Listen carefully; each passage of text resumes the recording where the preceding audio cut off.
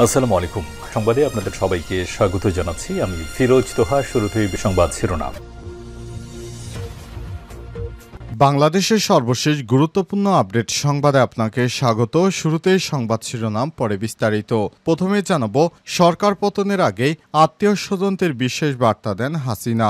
5 August সরকার পতনের আগেই নিজের আত্মীয় স্বজনদের বিশেষ বার্তা দিয়েছিলেন তৎকালীন প্রধানমন্ত্রী শেখ হাসিনা। তার এক আত্মীয় সম্পদ এই তথ্য জানিয়েছে তার ঘনিষ্ঠজনদের। তাদের একজন জানিয়েছে দেশ ত্যাগ করতে না পারলে এখন তাকে জেলে থাকতে হতো। তিনি জানান, বিদেশে অবস্থানরত ওই ব্যক্তি ক্ষমতাচ্যুত আওয়ামী লীগ সরকারে একজন প্রভাবশালী দায়িত্বপ্রাপ্ত কর্মকর্তা এবং সাবেক সংসদ সদস্য ছিলেন। তিনি শেখ হাসিনা দাদা শেখ লুৎফুর রহমানের পক্ষের একজন আত্মীয়। জানা গেছে, গত বছরের 4 আগস্ট কারফিউ চলাকালে মোবাইল ফোনের নির্দেশনা পেয়ে তিনি পরিবারের সদস্যদের সঙ্গে দেশ ত্যাগ করেন এবং অস্ট্রেলিয়ায় আশ্রয় নেন। জানাবো, গাজার প্রতিক্রিয়া ইসরায়েলের দিকে হুতিদের ক্ষেপণাস্ত্র হামলা। ইসরায়েলের সামরিক বাহিনী আজ জানিয়েছে, ইয়েমেন থেকে ইসরায়েলের দিকে ব্যাপক হারে ক্ষেপণাস্ত্র ছোড়া হয়েছে। এতে দখলদার ইসরায়েলি বাহিনী পালাতে শুরু করেছে। তাদের প্রধান আন্তর্জাতিক বিমানবন্দর বেন গুরিয়ন আন্তর্জাতিক বিমানবন্দরে ব্যাপক হারে হামলা চালাচ্ছে ইয়েমেনের হুতি যোদ্ধারা। এরপর জানাবো, ইসরায়েলের কবজা থেকে মুক্ত হলেন গ্রেটা থুনবার্গ। বিশ্ববিখ্যাত সুইডিশ জলবায়ু ও মানবাধিকার কর্মী গ্রেটা থুনবার্গ ইসরায়েল থেকে ফ্রান্সগামী একটি ফ্লাইটে ইসরায়েল ছেড়েছেন। তিনি অবরুদ্ধ গাজা উপত্যকার উদ্দেশ্যে একটি ত্রাণবাহী জাহাজে নিয়ে রওনা দিয়েছিলেন, তবে তার সেই জাহাজটি আটকে দিয়েছে ইসরায়েল।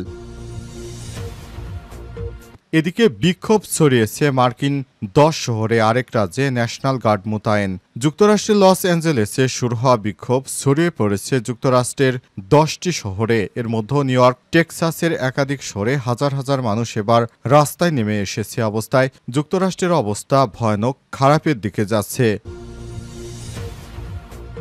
জানাবো, হঠাৎ ব্রিটিশ ভিসা সেন্টারে হামলা চালালো রাশিয়া। ইউক্রেনের কিয়েভে ব্রিটিশ বন্ধ থাকা একটি ভিসা সেন্টারে ড্রোন হামলা চালিয়েছে রাশিয়া। আজ এই হামলা চালানো হয়েছে। ইউক্রেন রাশিয়ার যুদ্ধ শুরুর পর কিয়েভে এটি মস্কোর সবথেকে বড় ড্রোন হামলা।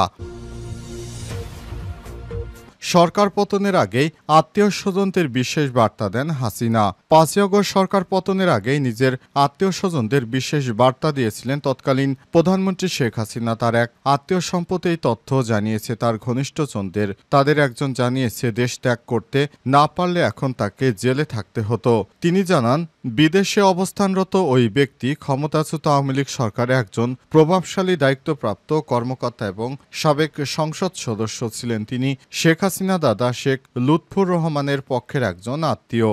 জানা গেছে, গত বছরের 4 আগস্ট কারফিউ চলাকালে মোবাইল ফোনের নির্দেশনা পেয়ে তিনি পরিবারের সদস্যদের সঙ্গে দেশ ত্যাগ করেন এবং অস্ট্রেলিয়ায় আশ্রয় নেন। ওই আত্মীয় জানান, শেখ হাসিনা শুধুমাত্র বঙ্গবন্ধু পরিবারের সদস্য ও নিকটাত্মীয়দের দেশ ছাড়ার নির্দেশ দেন। তাদের একটি হোয়াটসঅ্যাপে বার্তা পাঠান তিনি, যাতে লেখা ছিল, নো ওয়ান স্টে হিয়ার, অর্থাৎ এই দেশে আর কেউ থেকো না, সবাই যার যার অবস্থান থেকে দেশ ছেড়ে পালাও। ওই বার্তার অর্থ বুঝতে কারো সময় লাগেনি। এটি ছিল দেশ থেকে চূড়ান্ত নির্দেশ।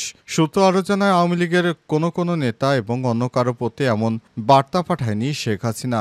আত্মীয়দের নিরাপদে বিদেশে পৌঁছানো নিশ্চিত হওয়ার পর 5 আগস্ট তিনি ছোট বোন শেখ রেহানাকে সঙ্গে নিয়ে ভারতে পালিয়ে যান। পরে শেখ রেহানা লন্ডনে চলে যায়। ইতিমধ্যেই শেখ হাসিনা নেতৃত্বাধীন রাজনৈতিক দল আওয়ামী লীগের সব ধরনের কার্যক্রম সাময়িকভাবে নিষিদ্ধ করেছে বর্তমান অন্তর্বর্তীকালীন সরকার। হত্যা, গুম, খুন, দুর্নীতি, ধর্ষণ, অর্থ পাচারের মতো গুরুতর অভিযোগে দায়ের হওয়া মামলায় সাবেক সরকারের বহু প্রভাবশালী মন্ত্রী, প্রতিমন্ত্রী, সংসদ সদস্য বর্তমানে কারাগারে রয়েছেন। আওয়ামী লীগের শীর্ষ পর্যায়ের কয়েকজন জ্যেষ্ঠ নেতাও গ্রেপ্তার হয়েছেন। তবে শেখ হাসিনার ঘনিষ্ঠ আত্মীয়দের অনেকেই সরকার পতনের আগেই দেশ থেকে পালিয়েছে। যেমন যুক্তরাষ্ট্র, কানাডা, যুক্তরাজ্য, অস্ট্রেলিয়া, সিঙ্গাপুরে তারা নিরাপদে আশ্রয় নিয়েছে। সেসব আত্মীয় স্বজনরা যারা শেখ হাসিনার আগেই বিদেশে পালিয়েছে, তারা শেখ হাসিনাকে না বলেই শেখ হাসিনার আগেই বিদেশে পাড়ি জমিয়েছিল। অবশেষে শেখ হাসিনাও দেশ ছেড়ে পালাতে বাধ্য হয়। কিন্তু অত্যন্ত দুঃখের সংবাদ যে তার কোনো নেতাকর্মীকে শেখ হাসিনা পালানোর কথা না বলে তিনি স্বার্থপরের মতো একা একাই পালিয়েছেন। তবে নিকটাত্মীয়দের পালানোর বিষয়টি এবার সামনে আসার পর নেতাকর্মীদের মধ্যে ক্ষোভের বহিঃপ্রকাশ দেখা যাচ্ছে। কেন নেত্রী তাদের কাছে না বলে তাদের আত্মীয়স্বজনকে শুধুমাত্র পলাতে নির্দেশ দিয়েছেন সেটি তাদের কাছে বোধগম্য নয়। গাজার প্রতিক্রিয়া ইসরায়েলের দিকে হুতিদের ক্ষেপণাস্ত্র হামলা। ইসরায়েলি সামরিক বাহিনী আজ জানিয়েছে ইয়েমেন থেকে ইসরায়েলের দিকে ছোড়া ক্ষেপণাস্ত্র প্রতিহত করার জন্য তারা কাজ করছে। কয়েক ঘন্টা আগেই ইসরায়েল লোহিত সাগরে ইয়েমেনি বন্দর হোদাইদা লক্ষ্য করে নৌ আক্রমণ চালায়। আজ এক প্রতিবেদনে খবর দিয়েছে এনডিটিভি। ইসরায়েলের দাবি, ইরান সমর্থিত হুতি বিদ্রোহীরা গাজার সঙ্গে সংহতি প্রকাশের অংশ হিসেবে ইসরায়েলের উপর হামলা চালিয়ে যাচ্ছে। তেল আবিব হুঁশিয়ারি উচ্চারণ করে বলেছে, হুতি হামলা চালাতে থাকলে ইয়েমেনের বিরুদ্ধে নৌ ও বিমান অবরোধ আরোপ করা হবে। নিশানা করা ক্ষেপণাস্ত্রটি কোথায় আঘাত এনেছে বা প্রতিরক্ষা ব্যবস্থা তা ভূপাতিত করতে সক্ষম হয়েছে কিনা সে বিষয়ে তাৎক্ষণিকভাবে বিস্তারিত জানায়নি ইসরায়েল সেনাবাহিনী। তবে সামরিক বাহিনীর মুখপাত্র জানিয়েছে, হুমকির মাত্রা অনুযায়ী প্রতিক্রিয়া জানানো হচ্ছে। আকাশ প্রতিরক্ষা ব্যবস্থা সক্রিয় রয়েছে। তবে এই হামলা এমন এক সময়ের ঘটনা ঘটল যখন গাজায় যুদ্ধ ও মানবিক সংকট নিয়ে আন্তর্জাতিক উদ্বেগ বাড়ছে এবং ইসরায়েল হুতি সংঘাত আরও বিস্তৃত আকার ধারণ করছে। হুতি গোষ্ঠী 2023 সালের শেষ দিক থেকে লোহিত সাগর ও আশপাশের জলপথে পশ্চিমা জাহাজ এবং ইসরায়েলমুখী বাণিজ্যিক নৌবহরকে লক্ষ্য করে একাধিক হামলা চালিয়েছে। গাজার সঙ্গে সংহতি জানিয়ে এই হামলার দায় স্বীকার করে তারা বলছে, যতদিন ইসরায়েল গাজায় সামরিক অভিযান চালাবে ততদিন হুতিদের পক্ষ থেকে প্রতিক্রিয়া অব্যাহত থাকবে। ইসরায়েলের পাল্টা প্রতিক্রিয়ায় এই সংঘাত রেড সাগর অঞ্চল জুড়ে আরও উত্তেজনা সৃষ্টি করেছে। দখলদার ইসরায়েলকে শাস্তি দিতেই এই ধরনের কার্যক্রম এখনও চালিয়ে যাচ্ছে হুতি যোদ্ধারা।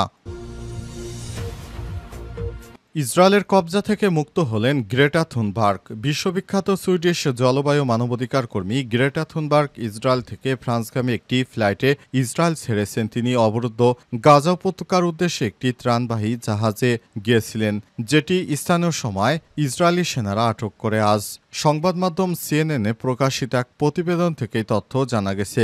এ বিষয়ে ইসরায়েলের পররাষ্ট্র মন্ত্রণালয় এক্সে এক পোস্টে লিখেছে, গ্রেটা থুনবার্গ ফ্রান্সে সুইডেনে ফিরে গেছেন।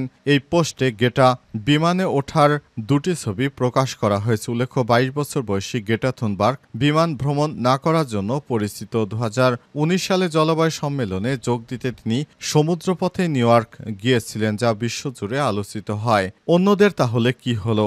গ্রেটার সঙ্গে থাকা জাহাজ ম্যাডলিনের 5 জন ফরাসি সহকর্মী এখনও ইসরায়েল ছাড়তে রাজি হননি। ফ্রান্সের পররাষ্ট্রমন্ত্রী নোয়েল বারো এক্সে জানিয়েছেন, গত রাতে আমাদের কনসাল 6 জন ফরাসি বন্দীর সঙ্গে দেখা করেছেন। তাদের পরিবারকে জানানো হয়েছে একজন স্বেচ্ছায় ফিরে গেছেন, বাকিদের জোরপূর্বক বিতরণ করা হবে। আটক ফরাসিদের মধ্যে রয়েছে ইউরোপীয় সংসদ সদস্য রিমা হাসান। ইউরোপীয় পার্লামেন্ট জানিয়েছে তারা ইসরায়েলের সঙ্গে নিয়মিত যোগাযোগ রেখেছে রিমা এবং তার সঙ্গীদের নিরাপত্তা নিশ্চিত করতে। ইসরায়েল আগেই জানিয়েছে তারা স্বেচ্ছায় দেশ ছাড়বে না, তাদের আদালতের মাধ্যমে বহিষ্কার করা হবে বলে জানিয়েছে দখলদার ইসরায়েলি বাহিনী।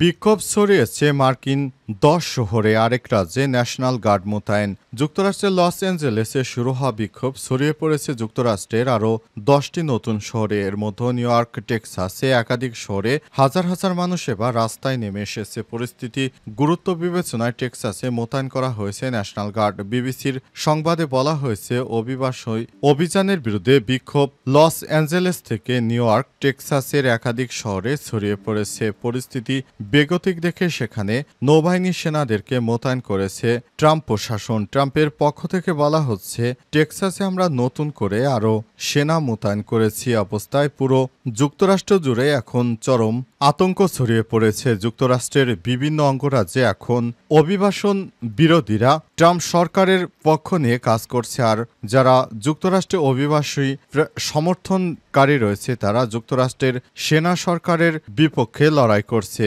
সেখানে ব্যাপক আকারে সাধারণ নিরীহ মানুষকে গুলি করে জখম করা হচ্ছে। যুক্তরাষ্ট্রের মতো একটি জায়গায় এই ধরনের কর্মকাণ্ড কখনোই মেনে নেওয়া সম্ভব নয়, কারণ সেখানে সবাই অত্যন্ত মানবাধিকার মানবাধিকার কর্মী পরায়ণ রাষ্ট্র হিসেবে যুক্তরাষ্ট্র নিজেকে জাহির করলেও বাস্তবে এখন দেখা যাচ্ছে তাদের আসল ভয়ানক রূপ। যুক্তরাষ্ট্র অতীতে কখনোই সাধারণ জনগণকে অন্য ভিনদেশি লোকদেরকে ভালোবাসেনি, তার প্রমাণ এবারও দেখা গেল। তার ভারতের সাধারণ মানুষকে গলায় দড়ি পরিয়ে তারপর টানতে টানতে বিমানে করে তারা ভারতে পাঠিয়েছে। অবস্থা পৃথিবীর মানবাধিকার সম্পর্কে তারা বড় বড় বুলি আওড়ালেও শেষ পর্যন্ত তারা নিজেরাই মানবাধিকারকে তোয়াক্কা করছে না।